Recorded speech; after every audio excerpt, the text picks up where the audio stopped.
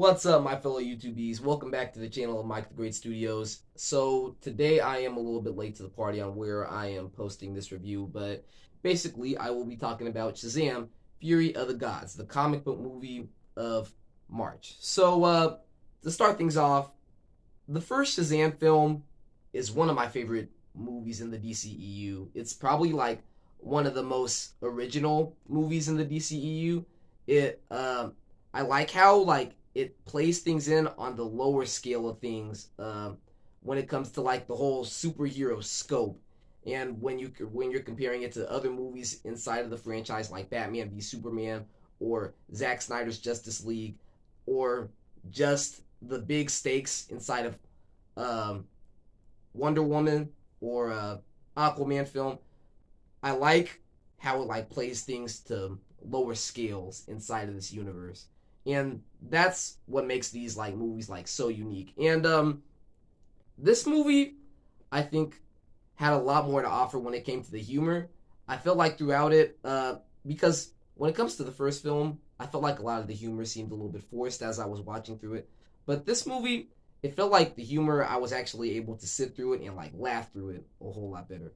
And I think that this movie has like a much more a much better villain motivation that sticks into the high stakes of the DCEU.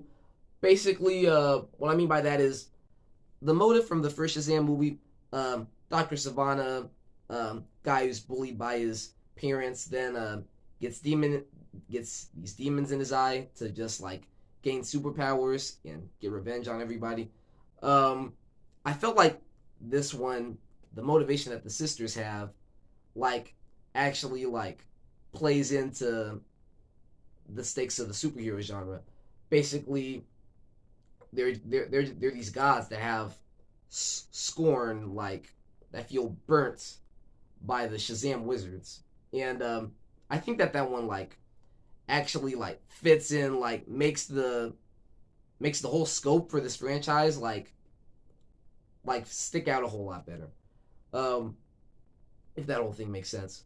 Um, but I will say this movie did have a feel like it was missing a couple of stuff from the first movie that made the first movie great, because the first what was so good about the first movie was the family dynamics, because it was this journey of Billy Billy Batson on this journey of finding family, which I think was just it just made for a like nice, it actually made the franchise like made the movie like a little bit more human in that aspect.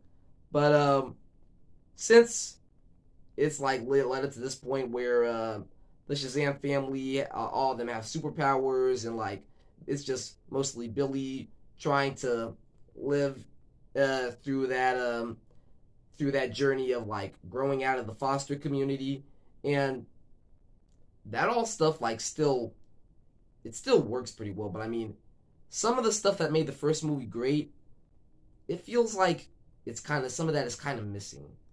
Um, Take into that fact, this movie has had like a couple of like low, it has played like very short in the box office out of any comic book movie that has come out up to this point.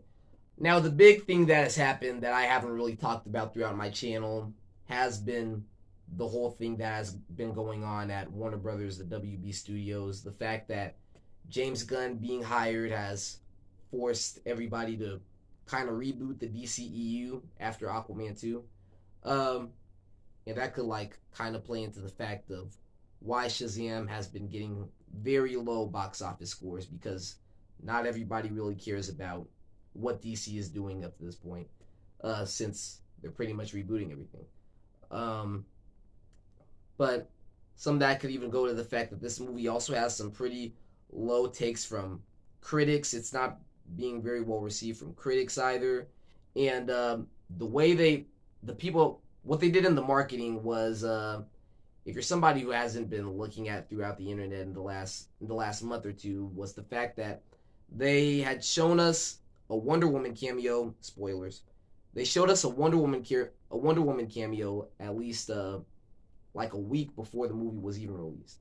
Uh, But thankfully, it wasn't spoiled all that much for my family and all that.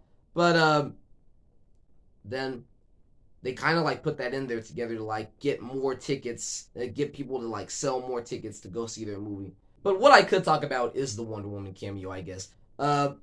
This one, if you're still somebody who hasn't seen the movie, this one plays out uh, a whole lot better than the Superman cameo, because the Superman cameo from Black Adam was kind of just like, oh, 10-second shot, end credit scene.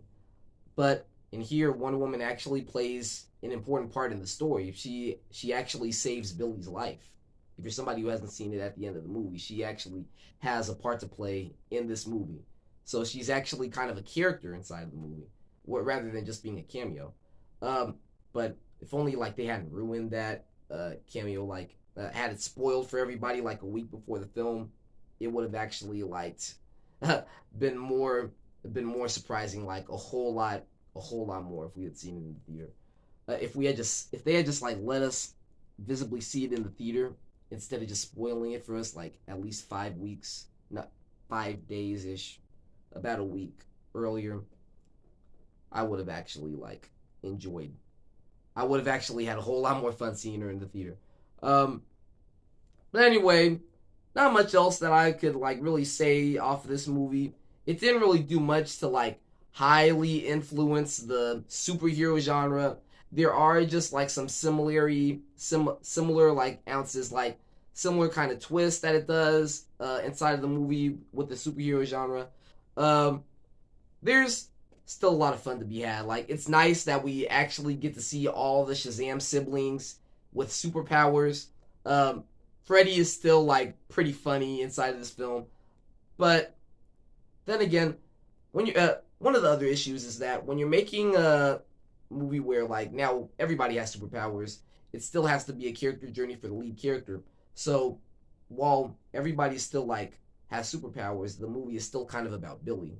Billy is still the one with the journey throughout this movie.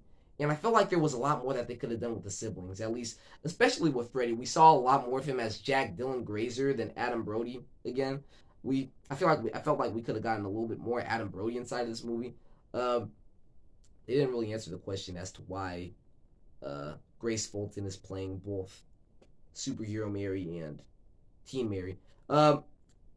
Anyway, and then the Wizard, I felt like stood out like a lot more inside of this movie. But I don't know entirely if that part was necessarily needed. But I still like, while this movie did have a lot of like rough edges around the ride, and like it hasn't really like influenced the superhero genre, it was still a pretty enjoyable time inside the theater. Anyway, thanks for watching. Let me know down in the comments what you thought of this movie. Be sure to check out some of my other movie reviews back in March. I also did a poll on my community tab on what was the best March film released, and you can check that out somewhere on my YouTube channel. And I will see you next time. Goodbye.